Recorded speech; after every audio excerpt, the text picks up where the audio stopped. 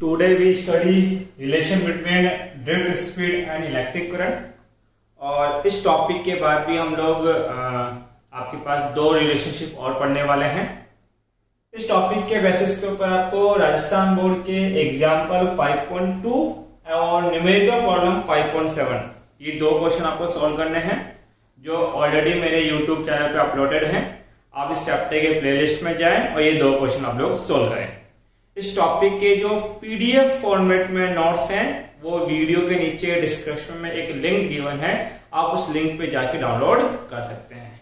तो कंसेप्ट को बेटा ध्यान से समझना कि अगले 3-4 डेरिवेशन में इसका कंसेप्ट काम में आने वाला है। कंसेप्ट क्या रहेगा आपके पास, हमें रिलेशनशिप बनाना है, एक फॉर्मूला हमें ड्राइव करना है drift speed and electric current के बीच में। क्लियर है? तो हमने क्या किया, हमने कंडक्टर ले लिया, ये कंडक्टर मैंने कंसीडर कर लिया और ये कंडक्टर का जो लेंथ है कितना है बेटा L, और इसका ये जो क्रॉस सेक्शन एरिया है ये कितना बेटा A। क्रॉस सेक्शन एरिया का मतलब समझा देता हूं। ये आपके पास मार्कर मान लीजिए कंडक्टर है, तो इसका ये जो एरिया है आपके पास, ये जो सर्कुलर एरिया आपके पास दिखाई देता है, इसको हम क्या बोलते हैं बेटा, क्रॉस सेक्शन एरिया। और अगर इसका शेप सिलेंड्रिकल है तो इसका ये क्रॉस सेक्शन एरिया हमेशा यूनिफॉर्म रहने वाला है, क्योंकि अगर आप इसको कहीं से भी कट करते हो, यहाँ एरिया जितना होगा, जब मैं इसको यहां से कट करूंगा तब भी एरिया वही रहने वाला है। इसका मतलब हमने एक ऐसा कंडक्टर अज्यूम किया है जिसका एक यूनिफॉर्म क्रॉस सेक्शन एरिया है और लेंथ कितना बेटा L। तो जब इस टॉपिक का डिक्लेरेशन करेंगे तो लिख देना कि we consider a uniform cross section area A and length L shaped conductor आपके पास, ये आप लोगों ने कंसीडर कर लिया। आपको इलेक्ट्रिक करंट का डेफिनेशन पता है या इलेक्ट्रिक करंट का फॉर्मूला आपको पता है, we know I equal to कितना बेटा Q बाई T। क्लियर है? अब करंट फ्लो होने का मतलब क्या है बेटा, कोई इलेक्ट्रॉन यहां से यहां तक मूव कर रहा है। जब कंडक्टर में कोई इलेक्ट्रॉन एक पोजीशन से दूसरी पोजीशन पे मूव अप करता है तो उसके मोशन की वजह से क्या फ्लो होता है बेटा, करंट जनरेट होता है। तो ये कितना करंट होगा, I equal to Q upon में T। अगर आपको करंट कैलकुलेट करना है तो सबसे पहले ये पता होना चाहिए कि कितना अमाउंट ऑफ चार्ज एक जगह से दूसरी जगह पर ट्रांसमिट हुआ, और दूसरा ये पता होना चाहिए कि कितने टाइम में जाएगा। ये बात क्लियर है आपके पास? सबसे पहले हम क्या कैलकुलेट करते हैं बेटा, चार्ज कैलकुलेट करने से पहले मैंने एक छोटा सा अजम्पशन दिया। अजम्पशन क्या है, मैंने ऐसा मान लिया कि ये कोई कंडक्टर है और इस कंडक्टर के यूनिट वॉल्यूम का मतलब है 1 मीटर क्यूब, तो इसके यूनिट वॉल्यूम में कितने फ्री ऑफ इलेक्ट्रॉन है बेटा, small and free of electron. तो किस तरह से कैलकुलेट करने वाला हूं, इसका एक छोटा सा कंसेप्ट देता हूं। मुझे टोटल चाहिए। देखो बेटा मैंने क्या किया, ये कोई कंडक्टर है, मैंने बोला कि इस कंडक्टर के 1 मीटर क्यूब के अंदर 10 इलेक्ट्रॉन आते हैं। अगर आप इसका कंडक्टर का कहीं से भी 1 मीटर क्यूब वॉल्यूम कट करोगे तो वहां पे कितने इलेक्ट्रॉन प्रेजेंट होंगे, 10। ऐसा मैंने अज्यूम कर लिया। फिर मैं ये कह रहा हूं कि इस पूरे कंडक्टर का जो वॉल्यूम है वो आपके पास 20 मीटर क्यूब है। कितना है, 20 मीटर क्यूब। अगर 1 मीटर क्यूब में 10 इलेक्ट्रॉन कंसिडर कर रहे हो तो बताओ 20 मीटर क्यूब में कितने इलेक्ट्रॉन होंगे। सर ये तो वो वाली बात होगी, 1 रुपए की 2 टॉफी आ रही है और मैं पूछ रहा हूं 10 में कितनी आएगी, सर 20 आएगी। तो सेम काम है, 1 मीटर क्यूब में 10 इलेक्ट्रॉन है तो 20 मीटर क्यूब में कितने टोटल इलेक्ट्रॉन होंगे, सर ये होंगे 10E मल्टीप्लाई बाई 20। अब जो काम आपने यहां किया टोटल इलेक्ट्रॉन का नंबर कैलकुलेट करने के लिए, वही वर्क आपको सेम एज इट इज इसमें करना है। देखो सबसे पहले आपने क्या बताया कि आपने कंसीडर किया कि 1 मीटर क्यूब में कितने इलेक्ट्रॉन है, तो मैं कंसीडर कर लेता हूं, let's the free of electron in per unit volume equal to, इसके यूनिट वॉल्यूम कितने इलेक्ट्रॉन बेटा, and total volume of conductor. ये जो कंडक्टर है इस कंडक्टर का टोटल वॉल्यूम कितना होगा। किसी भी मटेरियल का वॉल्यूम होता है एरिया मल्टीप्लाई बाय डिस्टेंस या लेंथ। तो इस इस कंडक्टर का एरिया कितना है, cross section area A, length कितना बेटा एल, तो ए मल्टीप्लाई एल क्या होगा बेटा इस कंडक्टर का टोटल वॉल्यूम।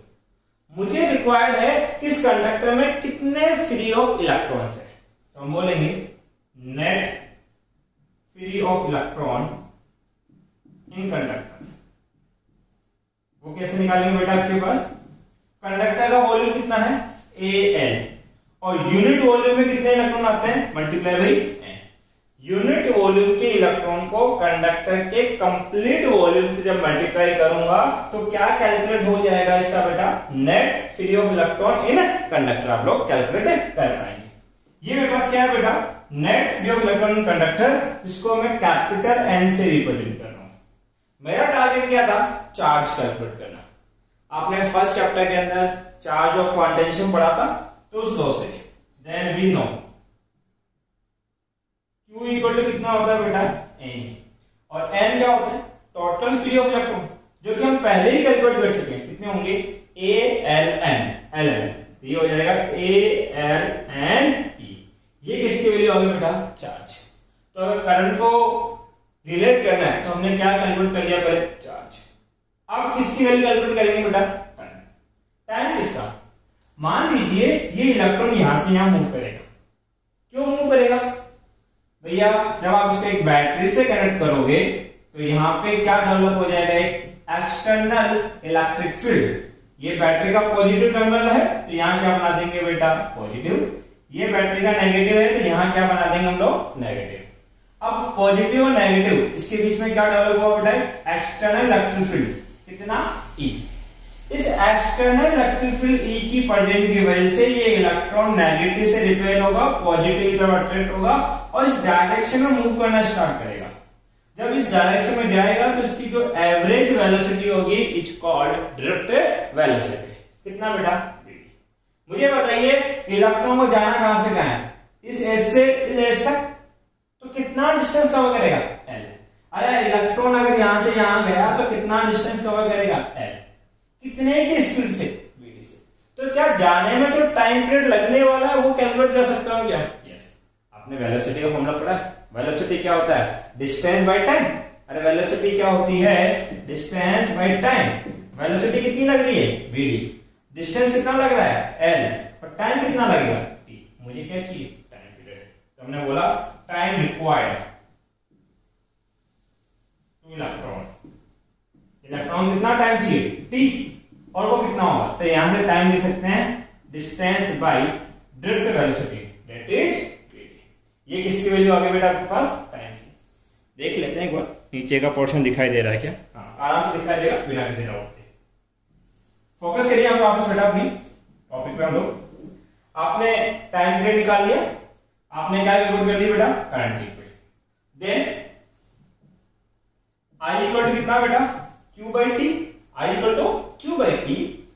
Q कितना गिवन है, ALNE, तो बेटा इसको लिखेंगे ALNE divide by time. Time कितना निकाला बेटा, L by VD, L by VD, VD कहां चला गया ऊपर, लेंथ से लेंथ कैंसिल होगा। I इक्वल टू कितना बेटा, NEAVD। ये है क्या, रिलेशनशिप। रिलेशनशिप का मतलब होता है एक ऐसी इक्वेशन बनाओ जिसके एक टर्म में एक डिफाइनाइट वैल्यू हो और इक्वल टू के दूसरी तरफ एक दूसरी वैल्यू आपके पास गिवन है। तो एक तरफ हमें कौन चाहिए, ड्रिफ्ट स्पीड, और दूसरी तरफ कौन चाहिए बेटा, इलेक्ट्रिक करंट। तो आ चुका है, ये करंट है और ये ड्रिफ्ट क्या है, स्पीड है। अगर मैं बात करूं तो करंट और ड्रिफ्ट स्पीड एक दूसरे के डायरेक्टली क्या होते हैं बेटा, प्रोपोर्शनल। एक रिलेशनशिप तो ये आया। यहां तक एक बार पॉज करके आप कॉपी कर लीजिए, फिर अगला रिलेशनशिप समझाते हैं आपको।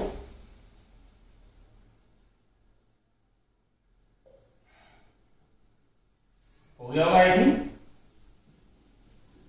सेकेंड पार्ट जो है बेटा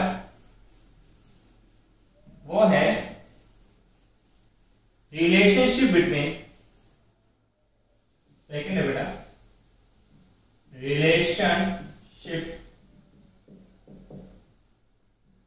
दूसरा वाला रिलेशनशिप मत समझे ना, वैसे ज्यादा समझदार हो आप लोग।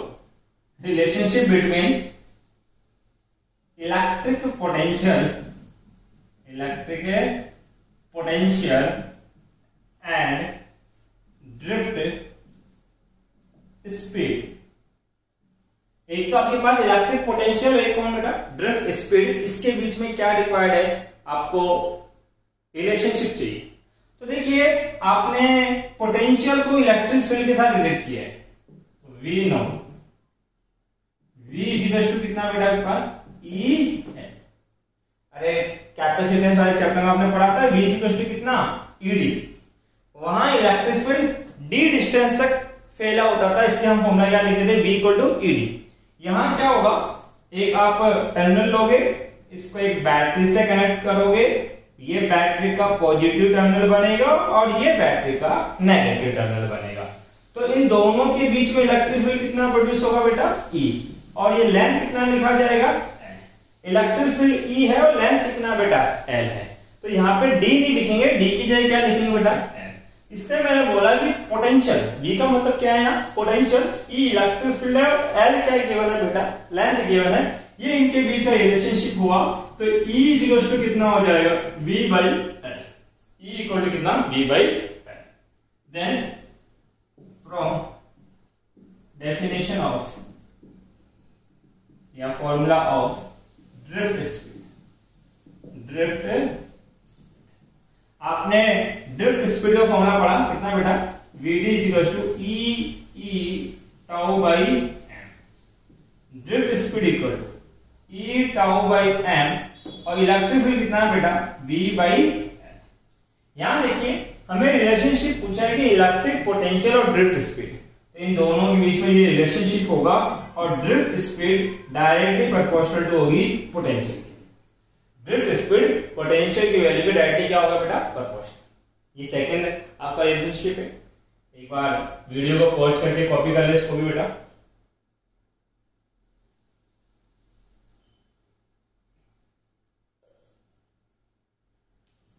हो गया होगा आई थिंक कॉपी। नेक्स्ट बेटा रिलेशनशिप बिटवीन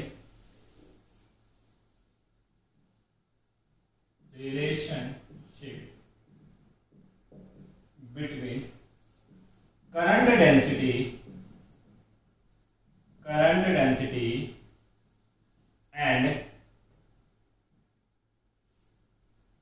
drift speed, इन दोनों के बीच में रिलेशनशिप चाहिए। तो करंट डेंसिटी का डेफिनेशन क्या था, current flow in per unit area, that is J equal to कितना बेटा I बाई, ये कौन थी करंट डेंसिटी। अरे कौन था बालक current density. J equal to कितना बेटा I बाई A। आपको क्या चाहिए बेटा drift speed. We know drift speed का फॉर्मूला कितना बेटा आपके पास E टाउ बाई कितना बेटा m, ये इसका था। एंड अभी आपने रिलेशनशिप पढ़ा किसी से बेटा करंट और आपके पास जो ड्रिफ्ट वेलोसिटी है उसके बीच में रिलेशनशिप था I equal to NEA dd। ऐसा करो बेटा A को अपन में ले जाओ तो I by A equal to NE vid। I by A क्या होता है बेटा current density, J equal to कितना NE vid। तो यहां से बताइए करंट डेंसिटी और ड्रिफ्ट वेलोसिटी में या ड्रिफ्ट स्पीड में कैसा रिलेशनशिप है बेटा डायरेक्टली प्रोपोर्शनल। अगर इस टॉपिक से रिलेटेड आपको कोई डाउट है तो आप कमेंट बॉक्स में मुझसे पूछ सकते हैं।